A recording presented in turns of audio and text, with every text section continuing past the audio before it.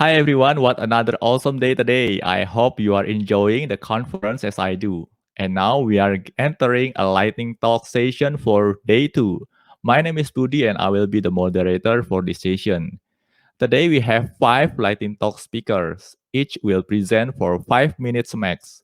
I'm not trying to be rude, but once a speaker reaches 5 minutes, I will replace him or her with another or with the next speaker.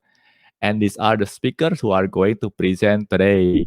Speaker number one, Parlinggomang Hasibuan. Speaker number two, Aditya Satria. Speaker number three, Matias Adityo. Speaker number four, Himang Saratun. And speaker number five, Dima Maharika Dinama. All right, are the speakers ready? You can wave your hand so I can see you from the backstage. All right, cool.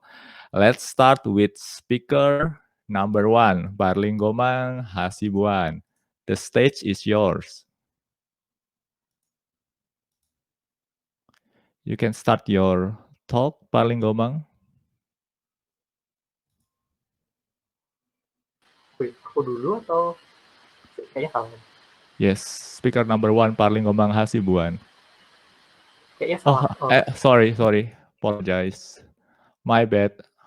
Hang on. All right, Okay. Parlinggomang Hasibuan, the stage is yours.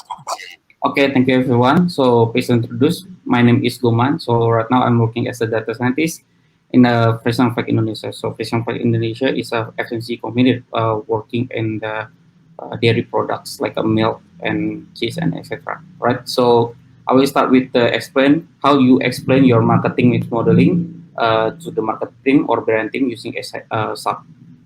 So what is for start? What is marketing mix modeling? Marketing mix modeling is a combination of all marketing activity that already did or done in the several years or several months or several weeks, whichever time series that you have, and then you want to predict that how much impact that every data, every marketing event or activity to every specific metrics, especially for a company performance like sales, number of buyers, volume sales, effectiveness, and etc. Right. So that's marketing modeling. So I will start jump to the modeling because I think previous speaker is already explained about the modeling, how you fit data, and etc. Right. So for example, I'm using CatBoost as the model. So if you want to try or train your model, for example, using regression. So I want to predict how much number of buyer in the using the models, right? So I will try to fit with the model, and we got the, let's say this is the good number that we have. We already in the statistic way we already test and accept the number. So we want to explain this model to the marketing team. So how do you do that? First, CatBoost is already features, or I think every ensemble ensemble tree model especially is already have the plot tree. So they build the tree and do the assembles of every tree and calculate the results, right? So we can use the present the tree to the brand team, but unfortunately the number of tree that available in here is so much, right? So I think this is not the best solution to explain simple attribute to the non-data science teams. Second, we can use the feature importance. So feature importance is how much attribute or variable that or feature that you have is available in the tree, right? So we can use that. For example, price is like 70% used as the condition or decision to predict number of buyers, something like that. We can use this technique, but we need to like converting this to the strategy, right? So how much optimum number, how much optimum price, how much optimum promotion that we can do to get the number of buyers. I think for this one, we can use as SAP, right? So this is the first thing first, how you are using SAP, only simple for line, but you can explore or deep dive features with several attribute, right? The first one is force plot. Force plot is you want to you plot every data in here, and you can predict from the model how number of your buyers, right? So for example, in here you get this the highest numbers in your entire history, and you can see what is the value or attribute that happening in here, like how much the price, how much competitor price, how much the promotion that you are using, or is it competitor doing promotion, you can explore in here, right? But this is not easily convert to the strategy, right? So we can use summary plot. So is it like you plot every data, every point in here, and you can from the model can predict how much the output. For example, we have blue and red in here. Blue is a low value, red is high value, and this is a 0, which is the impact of the model. I just want to take one variable. So for example, product price. Red is high, but so the more high price in here, so you can get the negative impact of your buyers, right? Which is mentioned right in the FMCG, right? The more highest, you can get the less of buyers. So there is some attribute in here, but we can simplify this one, right? Because this is like so. What is the optimum things that we can? What is the optimum variable that we can do in here to get a better strategy? So we can summary this one into the final here. So is it like the average of every attribute in here, and what is the impact to the models of, for example, our models is to predict number of buyers. So current price is already gaining number of buyers, and also promotion that we are doing also already gaining the buyers, and also month, date, day. For example, competitor promotion and something like that is also gaining the buyers in here. But for example, your marketing want to ask what is the optimum one, you can choose this value or this number in right of the threshold, and you can like doing aggregate or doing describe what is the minimum average or standard deviation for each attribute in here. So All right. thank you. Your time is up. Thank you very much. And we're gonna continue with the second speaker, Aditya Satria. Aditya Satria, the stage is yours. Okay, thank you. Hi everyone. I'm going to talk about best practices for maintainable data pipeline. A little introduction about me. I'm Aditya Satria. You can reach me out via LinkedIn, and that's the link. First, what is data pipeline? Simply, data pipeline is a series of steps or action to move data and combine data from various sources to be ready for analysis. Yeah. Next, what is Airflow? Simply, it's Python open source software to help us maintain, authoring, and scheduling data pipeline. Yeah. So, maintainable data pipeline. What does maintainable means? Yeah. It means easy to understand, to change, to recover from failure, and to debug. Yeah. So I'm going with a short list of best practices that, in my opinion, it's a good start. Yeah, not a full best practice, but a minimum to have a good start. Yeah. So what is number one? If you ingest the data, ingest it in as raw as possible data format. Yeah. Why? To prevent you losing data because of failure, and make you possible to reprocess the data if there's changes in the future. Yeah. How to achieve this? Simply by using plain data format like CSV, JSON for data ingestion. Yeah. Very first step. Number two, if you create process, create it in idempotent and deterministic manner. Yeah. What it means, idempotent means if you run the process multiple times, it won't change the result. Deterministic means the result of transformations only depends on determined input parameters. So, if an example, the process should not depend on the timing of it runs. Yeah, it can run anytime and produce same result. Yeah.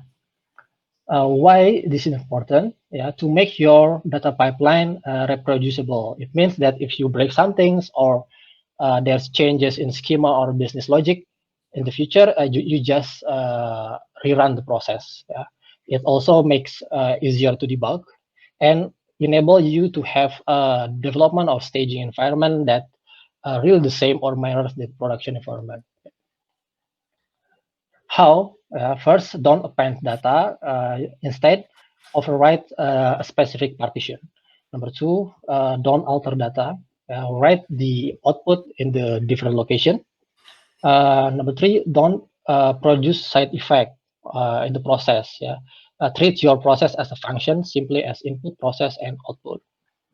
And lastly, define all factors that influence your result as input parameters. So in example, don't use date.today to specify time, but instead use Airflow's execution time. Yeah. Number three, best practice number three, it's to rest data between tasks. Why? This is a good foundation if you want to scale your data pipeline in the future to run in the cluster. How to achieve this? Yeah, to make each step or the result of each step is written to storage, and the next step will read also from the storage. Yeah, like this picture. Number four, validate data after each step. Why? To prevent silent error, which is hard to debug, and to prevent you publishing wrong data. Yeah. There's a pattern called write, audit, and publish. It means that when you transform data and you write it to the storage, yeah, you will follow it with audit or data test, yeah, like this, and this. And finally, you publish the data to be consumed by BI tools or reports. Yeah, if the data test fails, it will break the workflow and also will send an alert. Okay. Last, number five is to create a data pipeline or workflow as a code. This is opposite to using drag and drop tools to create a workflow. Why? Your code or your pipeline will more reproducible, more flexible. Okay, you can version it using Git, and later you can leverage software engineering best practices like unit testing, integration testing, code review, CI/CD, and containerization, and etc. Yeah, with Airflow, we can implement this as easy as I think. Yeah, I don't really have another tool that as easy as Airflow to achieve this. Yeah. Okay, that's it. Thank you. Hope you find it useful. You can check the code sample in my GitHub, and that's the link. Thank you. Right. Thank you. Perfect timing. So we're gonna move to the next speaker, Himang Saratun. We bring you to the stage. Himang Saratun, the stage is yours. I think you forget to unmute your mic. Sorry. All right. Okay. I think the mic is still off. Wait. Hello? All right. Sorry. That's good. All right. You can start your talk now. Okay. Hello, my name is Simang. I would like to introduce to you about Open Authorization 2.0. I would like to share you about this because I believe that Open Authorization is the key of collaboration in the future, that it will enable us to collaborate between company and community, or community between community. But before we go further about Open Authorization, first clarification. Authentication is different with authorization. Some of you might think it's the same thing, but it's actually a different case. Authentication is about proving to me that you really are user X, for example. I can do that if you give me first something you know, for example, password. If you give me your password, I know that it's really you, or PIN number. Second, something you have. If you have credit card, for example, it proves to me that you really are the owner of the bank account or one-time password. So you can prove to me that you are the owner of the number, for example. And lastly is something that you are. It is, for example, is fingerprint or another biometric that you might have. Meanwhile, authorization is about proving to me that you have the access to resource A, for example. Usually, authorization requires authentication first, because the simplest way for you to authorize someone is if you can prove that it is user X, for example. But most commonly used authorization in backend, usually you use access token. how you in backend endpoint, you are not asking user to log in every time you want to hit on backend endpoint, but you only validate the access token, whether or not user give you a valid access token. That's authorization, but you don't need to authenticate first. Why I told you about this? Because I would like to explain what is an open authorization 2.0, well, what is the difference between OpenID.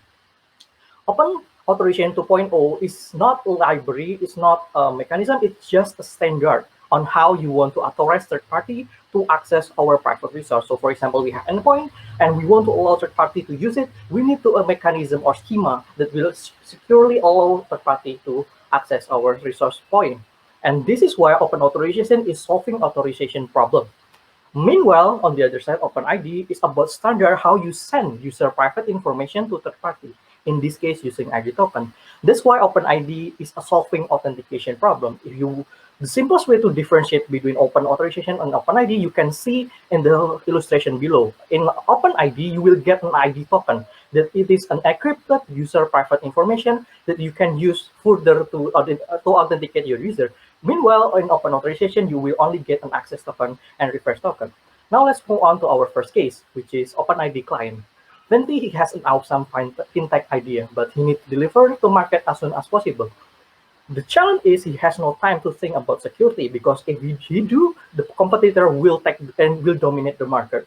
And he don't know how to secure his user password, how to secure the base storage to prevent password leak, etc., etc.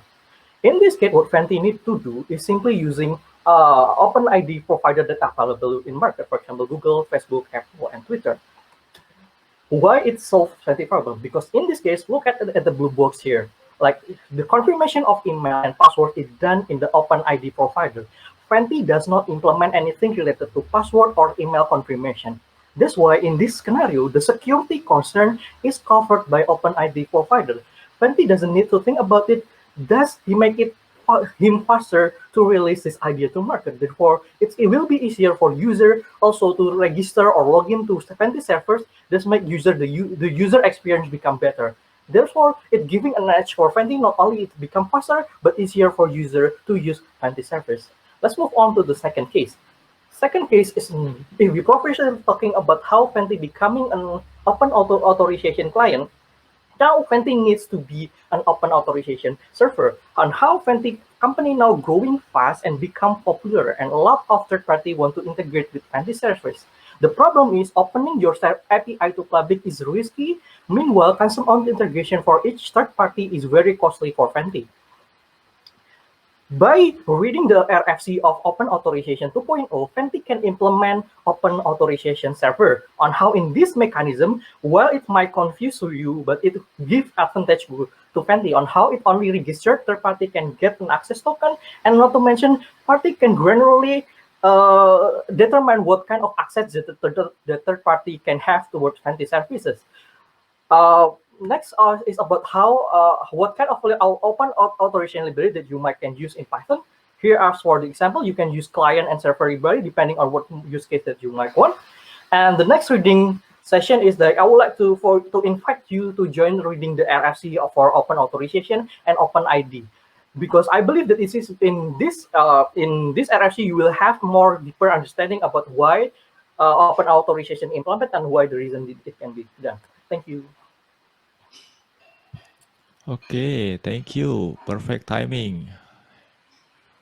I would like to continue with the next speaker,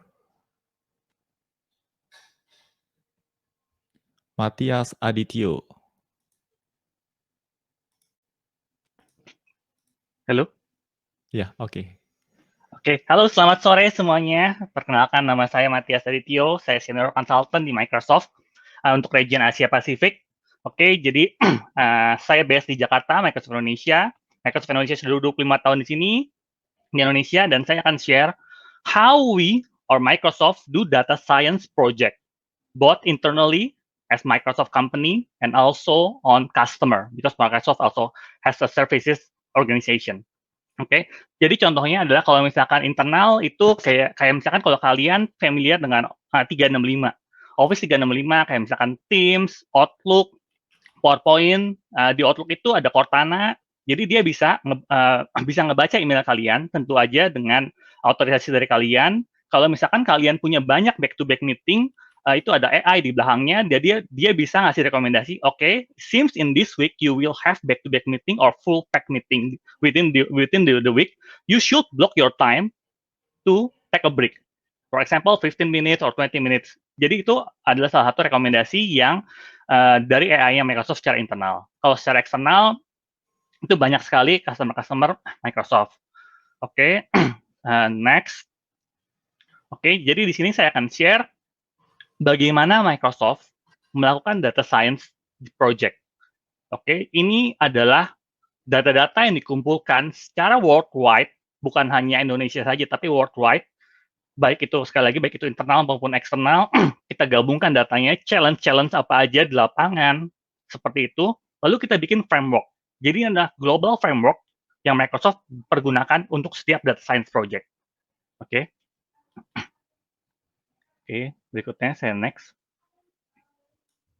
Oke, nah ini sebelumnya challenge-challenge di machine learning project. Jadi mungkin kalian beberapa ada yang ngalamin challenge, datanya kotor. Oke, it's okay datanya kotor. Tapi saya berdasarkan pengalaman saya bisa bilang, even kalau kalian narik data dari enterprise application yang sangat mahal pun, data kotor pasti akan masih ada. Gitu. Nggak akan ada data yang 100% komplit. Oke, misalkan kalian punya challenge apa lagi yang lain seterusnya, mungkin challenge-nya adalah pada saat kalian feature engineering, atau pada saat terlalu kompleks, terlalu banyak, matriksnya dan seterusnya, atau pada saat kalian membuat suatu modeling, dan seterusnya, terlalu banyak, dan seterusnya. Tapi berdasarkan pengalaman Microsoft secara global atau worldwide, ternyata challenge-nya nomor satu itu adalah bukan soal teknis, tapi ternyata adalah tentang misunderstanding dari project itu sendiri. Itu. Lalu berikutnya adalah mirip, jadi harus punya goal atau success criteria yang memang benar-benar smart, yang akan dibahas di slide berikutnya. Lalu saya next aja ini semua. Saya mau bahas sedikit tentang nomor 5, business users like to buy in. Contohnya seperti apa? Jadi contohnya kalian udah sukses bikin suatu model, kalian sudah invest, satu tim sudah banyak, tapi in the end, usernya sudah punya pengalaman 30 tahun, 20 tahun di domain dia tersebut, dan dia bisa challenge. Saya nggak setuju.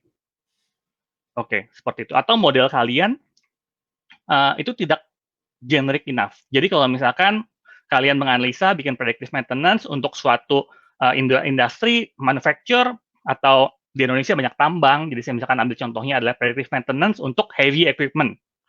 Dimana kalau misalkan down, itu sangat painful sekali untuk customer-nya.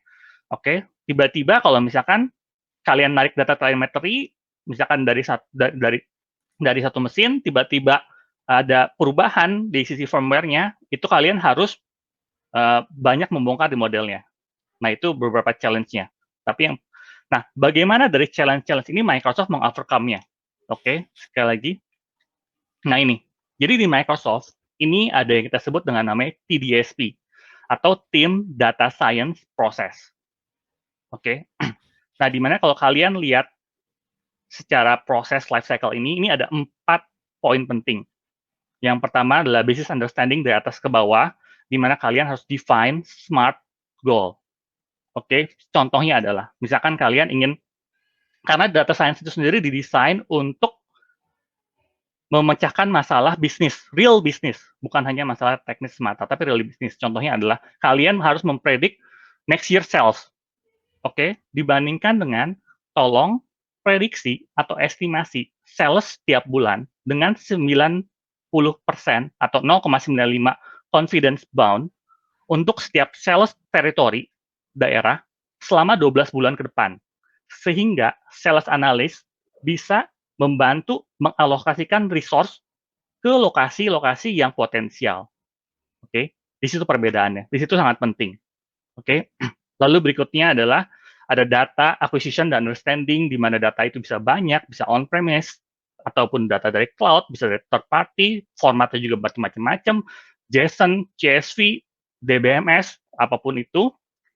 Lalu setelah itu baru kita masuk ke modelingnya, di mana nanti ini kalian akan bikin semua feature engineering, training, evaluation, dan seterusnya. Lalu setelah itu masuk ke deployment. Deployment di mana kita mengkonsum atau mengoperationalize modelnya ini, kita bikin dashboard, kita memastikan model yang sudah kita bikin, yang sudah kita invest ini bisa dipakai, digunakan, dan memiliki impact.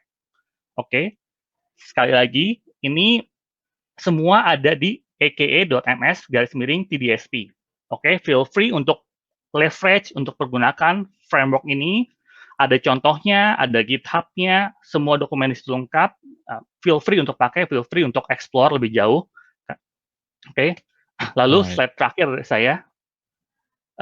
The best way of learning data science is not only to learning about model or techniques, but how we apply it to real world business problem. Gimana itu bisa dipakai, unlock, dan bermanfaat bagi user, bagi bisnis. Oke, sekian dari saya. Terima kasih. Alright, thank you for the presentations. We're gonna move to the last lightning talk speakers for the day, Dima Maharika Dinama. The stage is yours. Okay, hey, hello. I'm kind of sering banget muncul di layar. Terus, wait, why would the organization give lightning talks? Ya, jawabannya adalah judul lightning talks itu sendiri yang akan saya sampaikan di sini. Oke, judulnya adalah Generating a Certificate for PyCon ID 2020. Ya, artinya ini adalah preview sertifikat sekalian nantinya itu dibuatnya seperti apa. Sampaikan oleh saya. Oke, hampir semuanya itu pengen sertifikat dari event ini. Bahkan saya juga pengen, makanya saya juga ikutan jadi lightning talk speaker biar dapat sertifikatnya.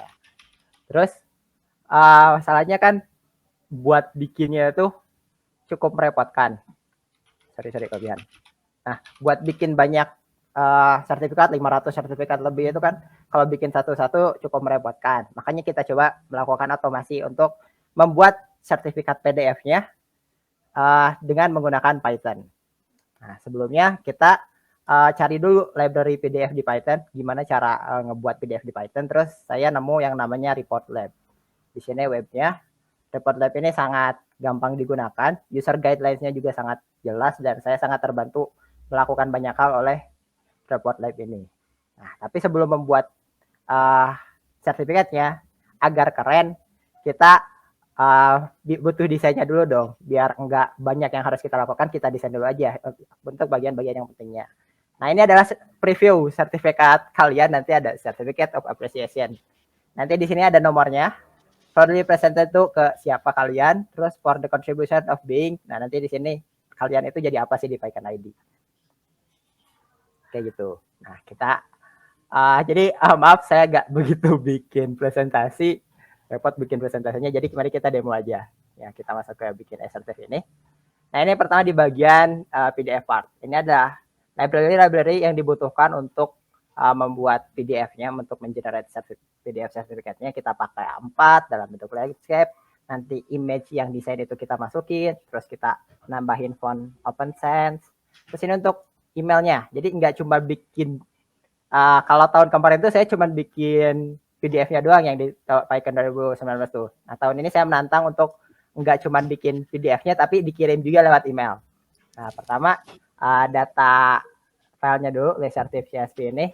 Karena kalau saya demo 500 peserta, sekarang saya bikinkan sertifikatnya itu bakalan lama. Jadi saya cuma bikin 5 orang ini dulu, buat 5 orang ini. Nah, kemudian, lupa belum di-run. Oke, kita run dulu.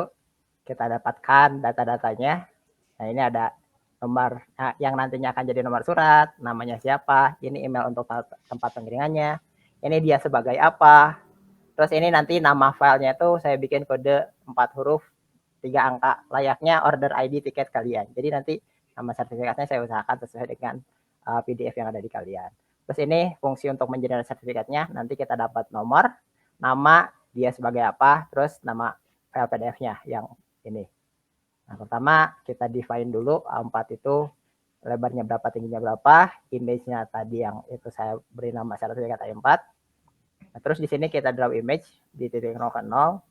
Di sini kita buat font untuk bagian nomor surat, gitu, nomor sertifikat. Ini kita define set font, terus kita kasih warnanya itu nanti putih semua. Terus di sini untuk namanya saya pakai font OpenSense. Untuk nama ini saya buat upper karena kita kan nggak generik ya, semua yang daftar itu ada yang pakai nama huruf kapital semua, ada yang huruf kecil semua, ada yang huruf kapitalnya hanya di awal kata. Jadi kita samakan aja dengan menggunakan name.upper. Terus yang partnya itu tadi Lightning Talks. Ini partisipan Lightning Talks dan itu saya buat upper juga karena seperti tadi desainnya ini pakai huruf kapital semua. Oke, lanjut kita run dulu ini. Itu untuk fungsi mengenerate sertifikatnya. Nah, nanti for row in attendee list di sini kita cari nomor, nama, email, part, code, PDF file name, terus generate sertifikat untuk masing-masingnya. Nah, itu akan saya cukup butuh waktu, tapi nggak apa-apa, nggak terlalu lama. Kita contohkan ada satu, udah beres belum? Oke, udah beres. Nah, ini contoh PDF-nya yang barusan saya buat. Nah, ini ada nomornya tadi, ada namanya, terus dia sebagai apa. Ada juga contoh punya saya. Nah, ini contoh punya saya. Ada namanya, ada nomornya, dan lain-lainnya. Sesuai yang tadi saya jelaskan. Nah, itu untuk bikin sertifikatnya. Nah, sekarang coba kita kirim via email. Tapi karena ngirim email ini sebenarnya cukup lama, jadi saya buat aja cuman ke 2 orang. Jadi ke saya, ke email saya sendiri, terus ke Om Budi ini yang jadi moderator. Kita setup dulu sender address sama sender pass. Sebentar. Nah, ini kita harus ada dulu mail address-nya. Nah, sender address ini saya dapat dari Gmail user, Gmail password. Ini tuh apa sih? Nah, saya udah bikin file email info saya, username-nya apa, password-nya apa. Kan nggak mungkin saya presentasi ngeliatin password email saya. Nah, selanjutnya ini untuk setiap attendee list yang 2 orang ini, kita ambil namanya, ambil emailnya, terus kontennya halo siapa, masukin nama, receiver address-nya mail. Terus nanti di sini kita bikin mime, itu library-nya Python buat kirim-kirim email. Nanti message from-nya saya pakai alias, itu Python ID organizer menggunakan email python@python.org.id. To-nya itu receiver address, yaitu isi email ini. Terus message-nya itu judulnya thank you for joining Python ID 2020. Terus kita message attach, email content ini kita buat sebagai teks. Terus selanjutnya kita attach file, PDF file name itu kita dapat dari sini. Terus kita buka PDF-nya, kita payload itu sebagai aplikasi PDF bentuk di attach, kita read filenya, terus kita encode jadi base 64. Kemudian kita add header untuk memperlihatkan bahwa itu sebagai attachment. Kemudian di message ini, tadi kan udah message attach mail content. Sekarang attach lagi payload, itu attachment-nya ini. Nah, semua message ini kemudian diubah menjadi string untuk teks ini. Nah, nanti dari session send mail ini, sender address yang udah tadi ada, terus receiver address. Terus nanti pemberitahuan kalau misalkan udah kirim. Sekarang run dulu. Ini untuk prosesnya cukup lama karena dia harus login dulu. TP, terus dia start, terus dia berhubungan dulu dengan Gmail, bikin start, terus login, sender address, sender pass, kayak gitu. Setidaknya kita tunggu sampai email saya keluar. Nah, kalau misalkan nggak mau nunggu, nggak apa-apa deh nunggu sekitar. Ini kan saya juga harus mengupload attachment-nya yang besar filenya itu lumayan sekitar 3,7 MB. Nah, ini dia ada. Bentar, ini yang tadi. Nah, masuk di sini. Thank you for joining ID 2020. Halo di bawah Rika, Selfie. Terus kita lihat, wah beneran ada sertifikatnya ternyata. Nah, jadi itulah yang nanti akan saya lakukan di PyCon ID ini. Nah, itu dia bagaimana saya membuat sertifikat dan mengirimkannya via email menggunakan Python. Itulah bagusnya Python. Nah, jadi, alright, cool. Terima kasih banyak. Saya di Maharika, bisa lihat di Twitter, Instagram, Telegram, apapun itu saya pakai di Maharika semuanya. Terima kasih banyak. Alright, thank you. So yeah, we just opening our recipe on how to make a certificate for all the participants and also all the speakers. It's awesome, isn't it? And we also use Python for this one. And I think that's it for today. We just completed our Lightning Talk sessions.